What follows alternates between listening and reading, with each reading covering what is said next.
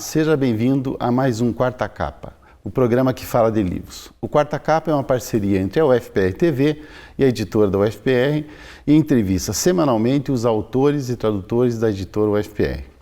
O nosso convidado de hoje é o Wilson da Silva, que escreveu o livro Xadrez e Educação, organizou e escreveu Xadrez e Educação, Contribuições da Ciência para o Uso do Jogo como Instrumento Pedagógico, e também escreveu Xadrez para Todos, a Ginástica da Mente. O Wilson da Silva é doutor em Educação e pós-doutor em Informática Educacional e atualmente é professor de xadrez e de Psicologia de Educação na Uniandrade e na Faculdade Sion.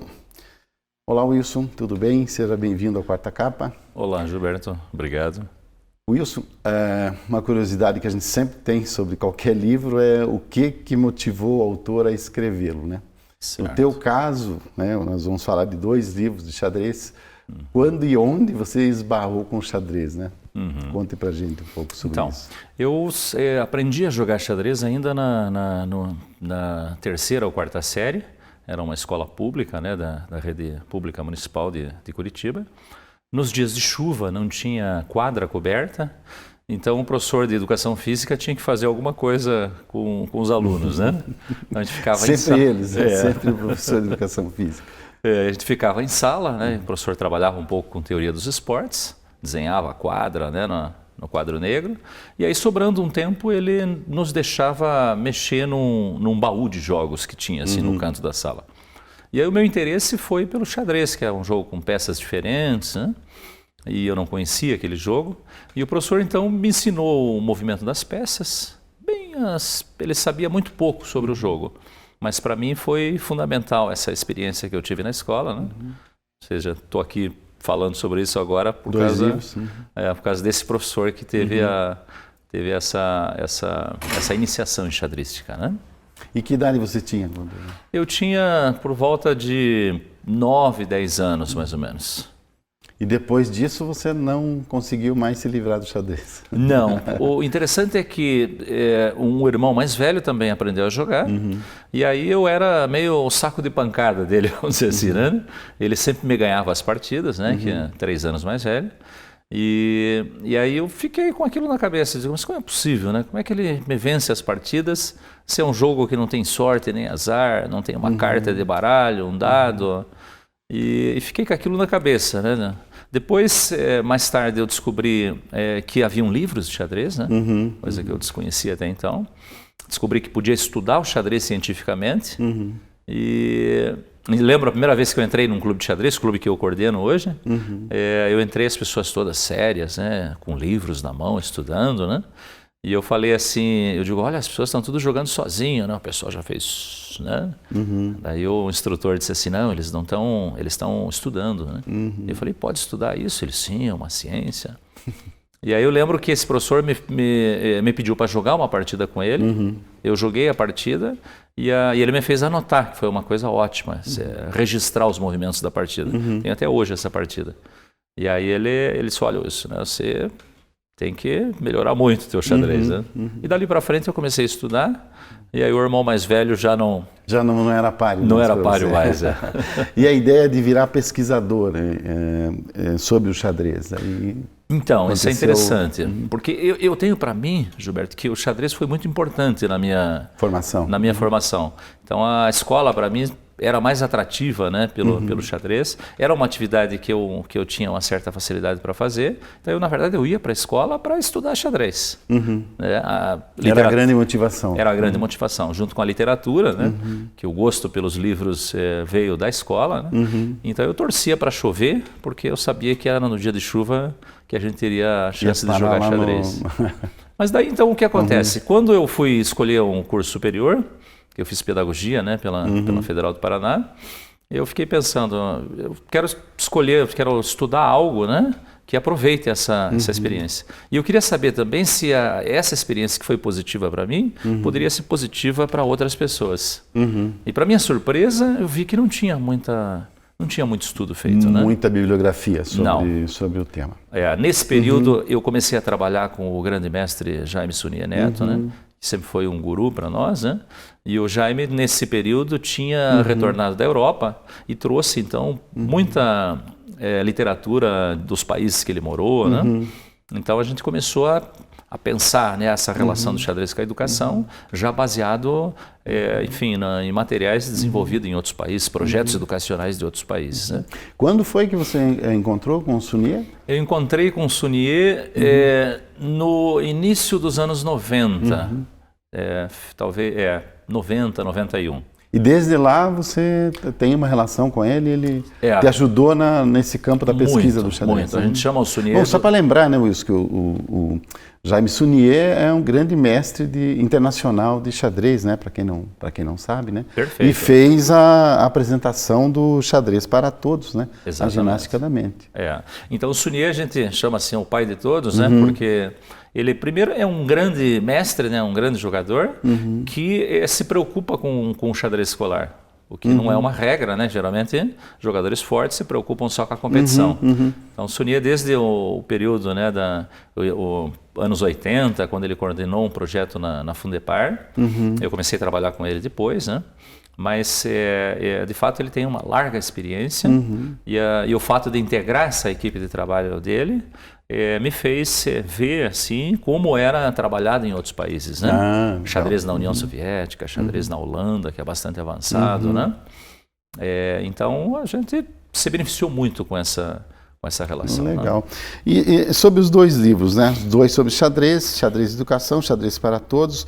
O que diferencia esses dois livros, né? O Xadrez de Educação foi publicado em 2012, né? E o Xadrez para Todos acabou de ser publicado, né? O que diferencia os dois no conteúdo, né? Perfeito. O Xadrez de Educação, o objetivo, foi um projeto que surgiu ali com um pós-doutoramento, né? Também pela Universidade Federal do Paraná, no Departamento de Informática, né? Sob orientação do professor Alexandre Girene, que também é uma pessoa que tem orientado muitas pesquisas sobre xadrez. Aliás, fiz até um levantamento para ver, a Universidade Federal do Paraná figura como a instituição que desenvolveu mais pesquisas sobre xadrez, né? Com utilização do xadrez em escolas, né? E o professor Direne, lá no Departamento de Informática, tem orientado sistematicamente diversos trabalhos, né? Só um acréscimo, né? Na esteira do que você disse, eu fui editor da editora há 6 anos e os únicos livros sobre xadrez que eu vi editados por editoras universitárias primeiro era o Xadrez de Educação e agora é o outro que você Perfeito, publicou pela esses dois saíram na sua gestão, né? À frente da editora. Então, o professor Direne, conversando com ele durante as minhas atividades no pós-doutoramento, surgiu essa ideia de reunir as pesquisas, né, de pós-graduação estrito sensu, mestrado, doutorado, pós-doutorado, num único livro. E aí eu achava que era fácil até organizar um livro, porque eu tinha escrito um livro anterior, um livro de iniciação em xadrística, mas vi que é um trabalho árdua, né, de fazer... Organizar livro sempre é difícil. Mas então o foco do Xadrez de Educação é justamente esse, reunir pesquisas, né, de pós-graduação, estrito sensu, ou na área da educação ou com impacto na área da educação. Então a gente tem aí desde história, geografia, matemática, pedagogia, educação física, né? Enfim, tem diversas áreas cobertas, né, nesse livro, né? Tem algumas pesquisas minhas, né, tanto do mestrado, do doutorado. E o livro Xadrez para Todos, ele é um livro que traz, vamos dizer assim, são 4 capítulos, né? O primeiro capítulo traz a história do xadrez, como o xadrez tem uma história muito rica, né? 2000 anos. Eu acho que é interessante o professor conhecer isso para poder explorar, né? Durante suas aulas. Depois um capítulo sobre metodologias de ensino do xadrez. Esse foi um capítulo que eu gostei muito porque a gente não acha isso em livros, né? Não tem quase bibliografia a respeito. Né? Tem muito livro de xadrez, mas não traz uma reflexão metodológica, didática sobre o ensino do jogo, né? Passo a passo de como levar o estudante Perfeito. Exatamente, adquirir o conhecimento. Porque a maioria dos livros, eles são feitos para as pessoas que já querem aprender, ou seja, para ensinar em clubes, mas não pensado em escolas, né? Então, na escola, muitas vezes o professor tem uma turma grande, nem sempre o aluno está disposto a aprender aquilo, então é uma reflexão um pouco diferenciada, né? Depois um capítulo sobre xadrez e educação, que sintetiza um pouco, né, do livro anterior. E, por fim, regras e exercícios, né? Ah, sim. Então, vamos dizer assim, é um livro que, esse Xadrez para Todos, que ele pode servir tanto para o professor, como pelo próprio aluno, ou mesmo o pai, né? Que queira que um filho, enfim, participe dessa atividade. Ah, tá. É uma curiosidade. Em relação, no xadrez e educação, você falou de várias áreas científicas que hoje se ocupam em pesquisas sobre o xadrez. Qual a área da acadêmica que privilegia o debate sobre o xadrez? Tem uma área? Tem. Ou o número de pesquisas maior ou menor? Na educação, no campo educacional, tem muitas experiências interessantes, né? Então vem com diversos estudos, né? Explorando não o jogo como um fim, né? Mas o jogo como um meio, enfim, né? Um meio de estimular a cognição, de estimular comportamentos, né? Que são adequados, né? Ou são úteis, né? Para outras áreas. Então a educação traz... Mas a área dominante hoje é a área da psicologia cognitiva. Dentro é a área com maior produção mesmo, né? Tem um pesquisador, um suíço que mora na Inglaterra, chamado Gobet, Fernando Gobet. Eu me correspondo regularmente com ele é bastante citado nesses trabalhos. Ele orienta assim um número enorme de estudos, né? E aí a área predominante é a área da memória. Eles estudam muito o xadrez acaba sendo um ambiente de estudo interessante para isso, né? Porque ele não é uma atividade que não é muito difícil, né? Mas a expertise, né? Para desenvolver essa expertise é necessário pelo menos uns 10 anos. Tem um sistema de avaliar a força do enxadrista, que é o rating, né? O rating.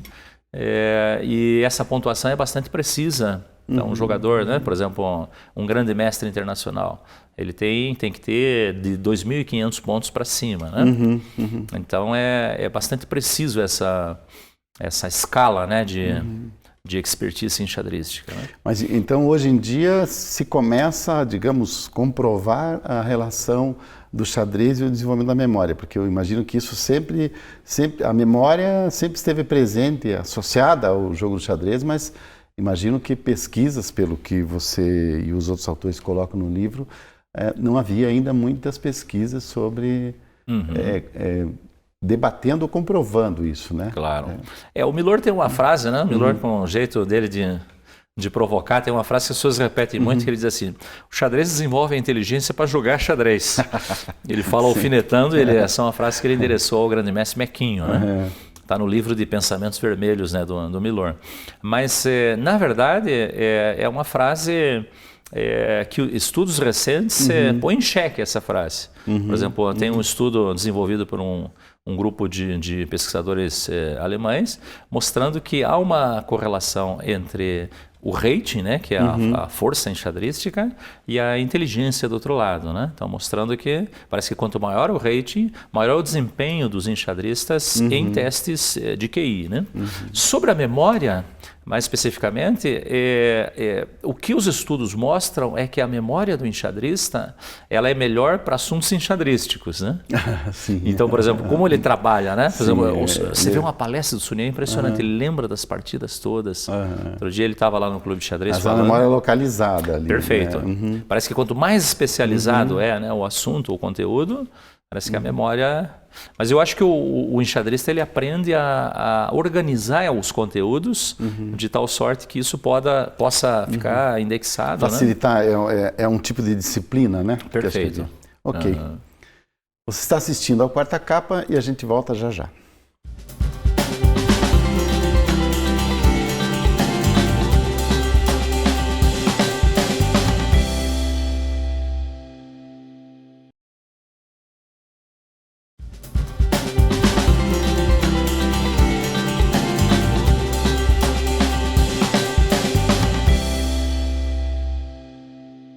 O Quarta Capa de hoje conversa com Wilson da Silva sobre os livros Xadrez e Educação e Xadrez para Todos. Wilson, no primeiro bloco nós terminamos falando sobre a relação da memória e o xadrez, né? Essa mística que tem que o xadrez desenvolveria a memória e tal. Também tem uma outra mística que envolve o xadrez, que o xadrez seria um jogo para intelectual, né? Como que você, como pesquisador do xadrez, vê isso, né? Até onde isso faz sentido, né?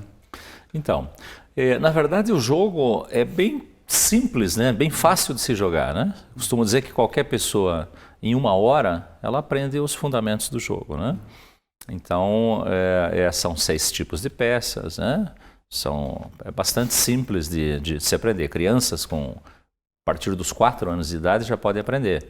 Mas, naturalmente, para jogar bem, uma vida é pouco, né? Como diria o Capablanca, né? Um grande mestre cubano. Então, o jogo, na verdade, o que se mostra, né? Como eu dizia no bloco anterior, parece que os melhores jogadores de xadrez, os jogadores de altíssimo nível, né? Grandes mestres internacionais, esses jogadores, quando submetidos a uma bateria de testes como o QI, por exemplo, eles apresentam um alto desempenho. A gente não sabe ainda o que influencia o quê, né? Se de fato é o xadrez que leva, né, a esse desenvolvimento cognitivo, né? Ou se o cara escolhe o xadrez porque já tem uma série de facilidades nessa área. Mas eu acho o xadrez um xadrez deveria ser um esporte para todos, né?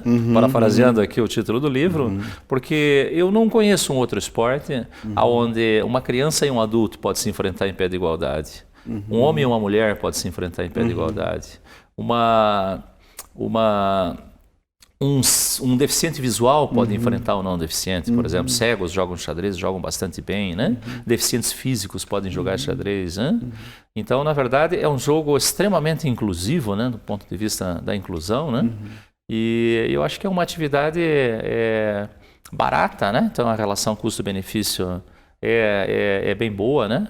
Por exemplo, um jogo você pode ter para o resto da vida, né? Você perder peça, você pode repor a peça, comprar só a peça. Uma bola... Você pode fabricar, né? Pode fabricar, quiser, exatamente. Né? Fabrica com madeira. Isso. Né? Eu lembro que o meu primeiro jogo, eu fiz assim com um vidro que se punha antes na televisão, não sei se você lembra disso. Quando a televisão em cores era muito cara, quase ninguém tinha. Os vendedores vendiam um vidro assim que punha na frente da televisão com três cores. Três cores. Aí minha mãe comprou aquilo. Televisão assim. A minha mãe, olha, né, o televisor, né, ficou colorido, né? E aí, depois, quando ela conseguiu comprar uma televisão em cores, ela jogou fora aquele vidro. Aí eu arranquei as pernas do vidro e cortei umas cartolinas, né? Fiz um tabuleiro e as peças fiz com cabo de vassoura. As pretas, né, pintei com graxa de sapato. E assim fiquei alguns anos, né, com o jogo assim. Então, você lembrou bem, as escolas podem fazer o jogo, pode ser uma barato, atividade, né? E aí uma atividade que se associa com a educação artística, né? É muito bacana, o aluno faz, leva para casa, né? Acho que é bem interessante. E o que diferenciaria o xadrez de outros jogos, por exemplo, né? Porque o xadrez também é considerado como um esporte, né? Ele tem esse status, né? O que diferencia o xadrez de outros tipos de jogos, por exemplo? Então, o xadrez ele é classificado como um jogo de guerra, né? Você pegar o maior historiador de xadrez, é um sujeito chamado Harold Murray, escreveu um livro, chama-se A History of Chess, um livro de 900 páginas. Ali ele classifica o xadrez como um jogo de guerra. Por que um jogo de guerra? Porque há um espaço onde a ação se desenvolve, que é o tabuleiro, e 2 exércitos se enfrentando. Então ele simula uma espécie de uma batalha em miniatura. Então outros jogos de guerra são bastante semelhantes. Por exemplo, o Go, que é um jogo de estratégia chinês, né, de mais de 4.000 anos, é também um jogo de guerra, só que começa com as peças fora, né? E o sujeito vai acrescentando as peças aos poucos. Então, os jogos de guerra, os jogos de estratégia, de tabuleiro, eles são bastante semelhantes. Eu acredito que as habilidades, as características cognitivas que eles exercitam devem ser muito semelhantes, né? Você lembrou bem, é um esporte, né? Há uma federação internacional de xadrez chamada FIDE, né? Que foi fundada em 1924 em Paris. E ela é a segunda maior organização esportiva do mundo, né? Fica somente abaixo da FIFA. Outro dia eu fui no site da FIDE para ver quantos países tinham filiados, né? São atualmente 174 países filiados, né? Então, por exemplo, há uma organização esportiva do xadrez no mundo, começa com clubes de xadrez, que se filiam à Federação Estadual, no caso do Paraná, chama-se FEXPAR, né? Federação de Xadrez do Paraná, cujo presidente é o Ciro Pimenta. Depois as federações, cada estado tem uma federação que se liga a uma confederação, né? O presidente é o grande mestre Darcy Lima, do Rio de Janeiro. E aí, por sua vez, cada país tem uma federação que se liga à Federação Internacional, né? Até antes de perguntar como é que está o painel do xadrez no Brasil, as organizações, o xadrez, comparando com outros jogos, ele não tem fator sorte, né? Quer dizer... Exatamente. Eu imagino que o fator sorte é algo inexistente no xadrez, né? Eu poderia dizer assim, que a sorte, ela pode entrar, por exemplo, eu posso te enfrentar e você não está no teu melhor dia, por exemplo. Então, pode acontecer de nós dois estarmos numa competição e, eventualmente, por alguns fatores, né, externos ali, você não está no teu rendimento. Então, isso seria um fator sorte. Às vezes um emparceramento, né, de você pega o jogador A e não o B e não o C, também. Mas no jogo, propriamente dito, não há esse fator sorte, como você lembrou bem, por exemplo, como num jogo de baralho, né, que tem uma carta, sai um coringa, muda o panorama do jogo.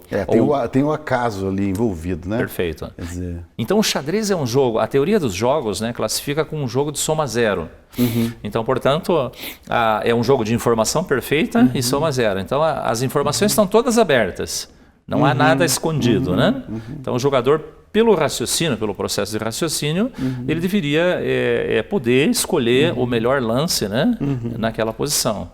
E a gente chama assim de soma zero porque a vantagem de um tem que ser igual à desvantagem do outro. A soma sempre zero, né? Bom, aí que estaria a magia do xadrez, né? Acho que também aí que se associaria a ideia de que o xadrez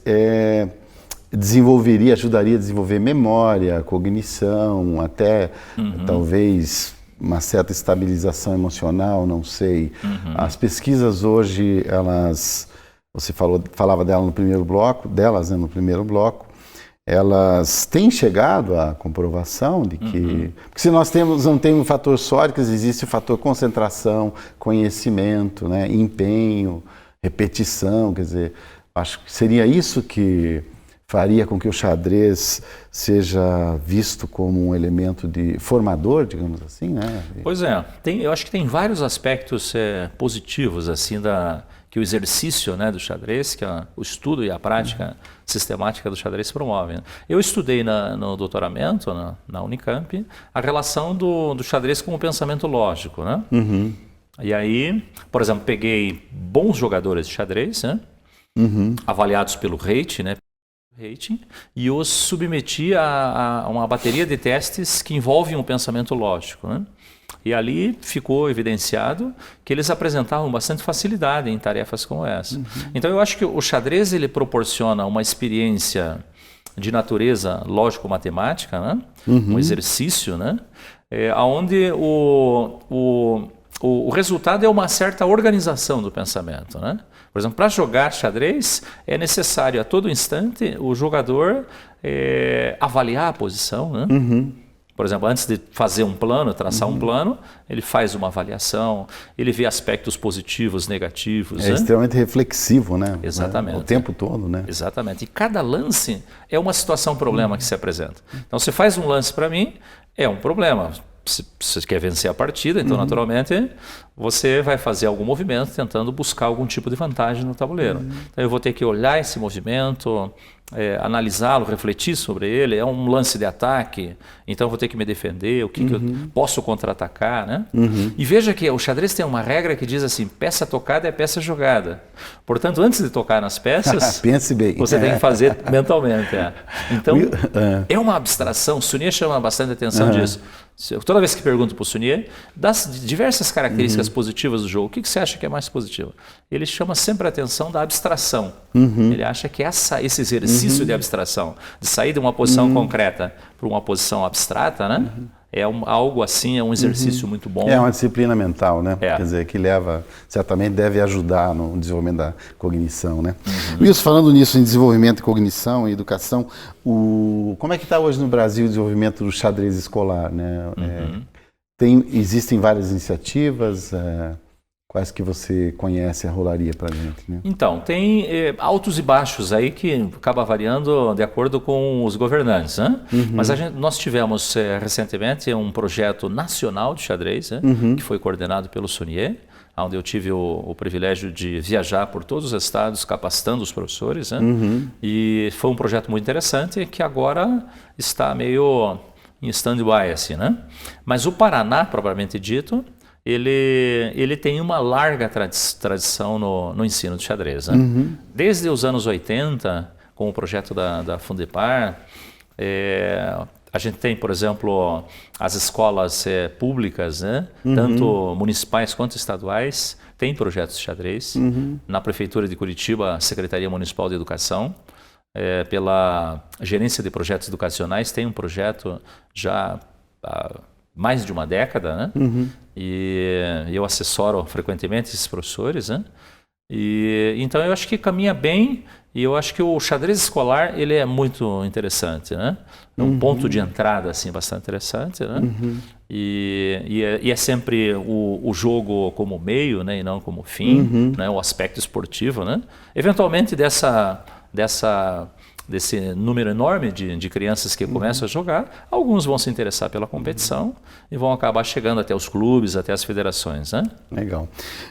Em 97, se eu não estou enganado, o Kasparov perdeu para o computador, né? Pela primeira vez, né? É isso? Foi. Ele perdeu, ele jogou um match um pouco menos de um ano antes, ele enfrentou o Deep Blue, né? Que é um supercomputador da IBM, e ele venceu nesse primeiro match. E aí tinha um match de revanche, né? No match de revanche, eu acho que o Kasparov subestimou um pouco a máquina, né? De que os avanços, né, computacionais, né, durante esse curto período. E aí no match ele acabou, perdeu a última partida, que o match vinha empatado, né? E a última partida ele joga uma Caro-Kann e acaba fazendo um movimento equivocado e a máquina acaba varrendo ele, né? Como se diz na gíria. Sim, mas também a máquina pode prever uma infinidade de movimentos, né? Exatamente. A máquina tinha todo um acervo das partidas do Kasparov, né? E o triste é que o Kasparov é considerado por muitos como o jogador mais completo de todos os tempos, né? Seria assim o ápice mesmo, né, do desenvolvimento do xadrez ali. Então, e ele perdeu num período, talvez no melhor período dele, né? Ou seja, um período que ele estava vencendo todas as partidas, né? Mas é difícil, né? Até falando de computador e associando com xadrez, como é que está o xadrez hoje, você que lida com o xadrez escolar e essa profusão de jogos eletrônicos, né? Perfeito. Então, o Departamento de Informática lá da Federal, sob orientação do professor Girene, desenvolve um projeto interessante que chama-se Xadrez Livre, né? Se colocar no Google, o primeiro link que aparece é o Xadrez Livre, que é um ambiente virtual para se praticar xadrez online. Desenvolvido, né, gratuitamente, as pessoas entram, jogam com pessoas, podem jogar com máquinas, as partidas ficam registradas. Então, eu acho que o xadrez online, ele proporcionou assim, um avanço enorme para o xadrez, né? As crianças, eu vejo assim, os alunos se sentem muito atraídos, né, por jogos de computador, né? Eu tenho um filho de 15 anos, para tirar da frente do computador, às vezes... É difícil. É difícil, é uma batalha. Então, às vezes são jogos, eles gastam muito tempo com jogos que eu vejo assim, são de caráter duvidoso, né? Eu não vejo... Puro entretenimento, mas nenhuma... Exatamente. Então, eu acho que o xadrez aí tem uma certa vantagem, né? E eu vejo que eles gostam muito de jogar... Às vezes o aluno não gosta muito de jogar com o tabuleiro, né, com o tabuleiro físico ali, e o xadrez online já é uma modalidade que é bastante atrativa para eles, né? Então tem gente que entra nesses clubes virtuais mais para conversar, fazer amigos, né? E não tanto para jogar, né? Mas é algo que tem crescido bastante, né? Com a internet, e o xadrez se encaixa bem, né? Transmitir uma partida pela internet é bastante tranquilo, bastante fácil, né? Ok, Wilson, obrigado pela entrevista. Boa sorte aí nas pesquisas sobre xadrez e esperamos que o tema possamos conversar novamente sobre no futuro. Obrigado. Perfeito, eu agradeço o convite, professor Gilberto, e estou sempre à disposição de vocês. Você encontra os livros Xadrez Educação e Xadrez para Todos na livraria da editora UFPR, que fica no saguão do edifício Dom Pedro II, no pátio da reitoria. Se você preferir ou estiver fora de Curitiba, acesse o site editora.ufpr.br ou o site de outra livraria virtual. Obrigado pela presença e até o próximo programa.